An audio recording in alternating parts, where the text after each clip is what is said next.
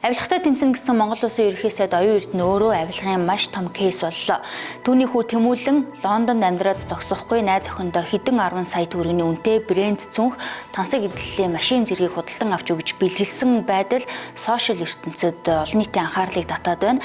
За Монгол Улсын ерөнхий сайдтай холбоотой энэ мэдээллийг олон нийт тал бүрээс нь ярьж байна. За түүгээр зогсохгүй найз залуугийнх нь охиндоо бэлгэлсэн энэ бэлэгтэй холбоотойгоор өгөөмөр гэх эмэгтэй аав нь өчигдөр олон нийтэд тайлбар өглөөр Америкийн нэгдсэн улсад компанитай гэх боловч Америкийн нэгдсэн улсад байгаа за сэтгүүлч Ууган Баяр газар дээр нь очиж лайв хийсэн байна. За тэрээр бол түүний одоо компанийг зөвхөн цаасан дээр л байдаг хуурамч компани юм байна гэдгийг олон нийтэд өмнө мөнөөр нь мэдээллээ. Өөрөөр хэлэх юм бол Өгөөдөө Баатар олон нийтийг хуураад зогсохгүй түүний охин өөрийнхөө охиныг бол өөрийнхөө мөнгөөр тансаглуулж байна гэдэг энэ мэдээлэл нь ч худлаа болж таарч байгаа юм а. Тэгэхээр Монгол Улсын ерөнхий сайд оюун эрдэнэ түүний хүү Тэмүүлэнгийн одоо тэр хэмжээний мөнгөний одоо хүүсвэр болон орлогыг хэрхэн нотлохыг олон нийт хүлээж байна. За түүнээс гадна төрийн өндөр албан тушаалтан ийм хэмжээний мөнгөөр за хүүхдүүдэд тансаглуулж байгаа нь бол шууд авилгын гэмт хэрэгтэй холбоотой гэдгийг ч бас мэдээлж байгаа юм. За тийм учраас авилгатай тэмцэх газрын дарга Даштава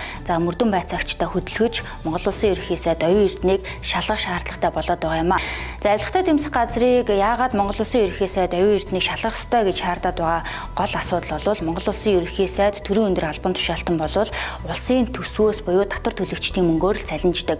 Тэрээр хуулиараа давхар бизнес эрхлэх, өөр төрлийн ажил хөдөлмөр эрхлэх ямар ч боломжгүй юм. За тийм учраас түүний хүүгийн тансаглалын энэ зардал бол хэрэг сэтэрсэн авилгал байж болзошгүй асуудал хөндөгдөд байгаа юм. Өнгөрсөн 5-6 жилийн хугацаанд Монгол Улс авилгын индексээр 31-ээс 33 оноотой буюу дэлхийн 180 орноос 111-ээс 121-р байранд жагсаад байгаа энэ байдал бол Монгол улсад авилгалын одоо энэ сүлжээ аалзны тор мэт өргөжинд хэлсэн байгааг үзүүлж байгаа юм. Гэвч авилгатай тэмцэх газар авилгалтай тэмцэж байгаа гэдэг нэрийдлэр одоо төрийн өндөр албан тушаалтнуудтай хизээч тэмцдэггүй, төрийн дунд шатны авилгалчтай тэмцдэг энийгээ авилгалттай тэмцэж байна гэж олон нийтэд мэдээлж тарих угааж байгаа юм а. Монгол улсын авилгын индекс буурахгүй байгаа гол шалтгаан бол одоо өндөр албан тушаалтнуудын тансаг хэрэглэлийг хизээч алгаж үзээгүй тэдгээр хүмүүс бол олигарх бизнесмэнүүдийг одоо засгийн газартаа урьж ажилуулад авилгал авдагч байж болзошгүй ийм ноцтой байдал илрээд байхад авилгатай тэмцэх газрын мөрдөн байцаагчид ажиллаа хийхгүй байгаа нь олон нийтийг бухимдуулж байна. За дараагийн нэг бодиттой жишээ бол өнгөрсөн 4-р сард Монгол Улсын ерөнхий сайд оюун эрдэнэ хүү Тэмүүлэн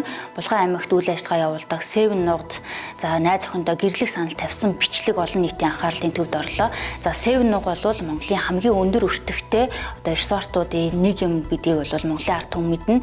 За гэтэл тэрээр түүний одоо амьдарч байгаа хэв маяг за Монголын жирийн одоо төрийн албан агчид жирийн бизнес эрхэлдэг хүмүүсийн одоо өдөр тутмын амьдралаас хол тасарсан буюу тухайн одоо Seven нугыг бүхэл өдрөөр нь түрээслэж өрөө тасалгааг нь хааж байгаад за тэрээр гэрлэх санал тавьсан хэдэн 100 сая төгрөгийн зардал гаргасан энэ байдал бол одоо Монголын одоо байгалийн баялаг шудраг бус хуваарлагддаг за хүмүүсийн амжиргаа хэрхэн одоо ялгууртай хандаж ялгууртай байгааг эндээс бас харж болохоор байна. За авилгалтай тэмцэн гэсэн Монгол Улсын ерөнхий сайд оюун эрдэнэ өөрөө авилгын маш том кейс болсныг энэ хэрэг харуулж байна. За өөрөөр хэлэх юм бол Монгол Улсын ерөнхий сайд өнгөрсөн хугацаанд авилгалтай тэмцэн гэж ярьсан нь бол зөвхөн Урал Озонгийн шинжтэй байсныг чилтгэж байгаа юм. За цаашид Монгол улсад авилгалтай одоогийн авилгатай тэмцэх газар тэмцэн гэдэгт бас итгэхгүй байна. Өөрөөр хэлбэл авилгатай тэмцэх газрын дарга Даштаваг Монгол Улсын ерөнхий сайд улиран томилж 6 жилийн хугацаатай виз өгсөн. За авилгатай тэмцэх газрын дарга Даштава засгийн газрын авилгалтай бол хизээч тэмцэхгүй.